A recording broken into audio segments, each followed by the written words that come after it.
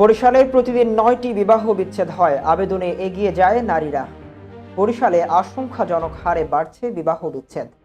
জেলা রেজিস্ট্রার কার্যালয়ের তথ্য অনুযায়ী গড়ে প্রতিদিন ৯টি করে ডিভোর্স বা তালাকের আবেদন জমা পড়ছে।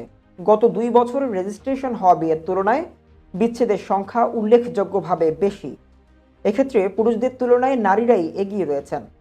জেলা রেজিস্ট্রার কার্যালয়ের সূত্র জানায়, গত ২ বছরে বরিশালে মোট ১৮,৬৬৪টি বিয়ে নিবন্ধিত হয়েছে। এর বিপরীতে বিচ্ছেদ হয়েছে ৬,৩৫২টি।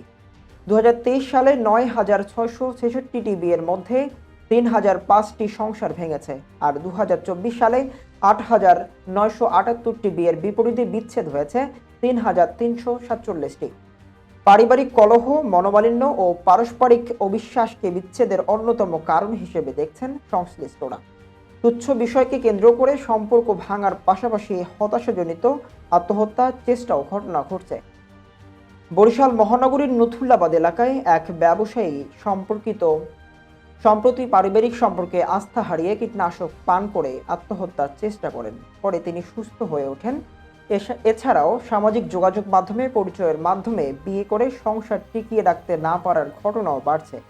যৌতুক দাবি, শারীরিক নির্যাতন ও পরকীয়ার অভিযোগে অনেক সময় সম্পর্ক ভেঙে যাচ্ছে। ভুক্তভোগী নারীর ভাষ্য, স্বামীর বেকারত্ব, মাদকাসক্তি ও অনলাইন জুয়ার আসক্তির কারণে তারা নির্যাতনের শিকার হয়েছেন। এক পর্যায়ে বাধ্য হয়ে তারা তালাক নিয়ে বাবার বাড়িতে ফিরে যেতে যাচ্ছেন। নারী ও শিশু নির্যাতন দমন ট্রাইব্যুনাল বরিশালে public prosecutor advocate Abdul Mannan Mridha বলেন, বিচ্ছেদ সংক্রান্ত মামলা প্রতিনিয়ত বাড়ছে। অধিকাংশ মামলাতেই বিবাহ বহির্ভূত সম্পর্ক অভিযোগ উঠে আসছে। বেসরকারি সংস্থা ব্লাস্ট বরিশালের কোঅর্ডিনেটর অ্যাডভোকেট শাহিদা বেগম বলেন, ধর্মীয় ও সামাজিক অনুশাসন বা না মানার প্রবণতা বাড়ায় বিচ্ছেদের সংখ্যা বাড়ছে। এ পরিস্থিতি মোকাবেলায় শারীরিক, পারিবারিক, সামাজিক সচেতনতা বৃদ্ধির ওপর তিনি গুরুত্ব দেন। বরিশাল জেলা রেজিস্ট্রার মহসিন মিয়া বলেন, ২০২৩ ও ২৪ সালের তথ্য বিশ্লেষণে দেখা গেছে তালাক বা বিচ্ছেদের আবেদনে নারীর সংখ্যা বেশি।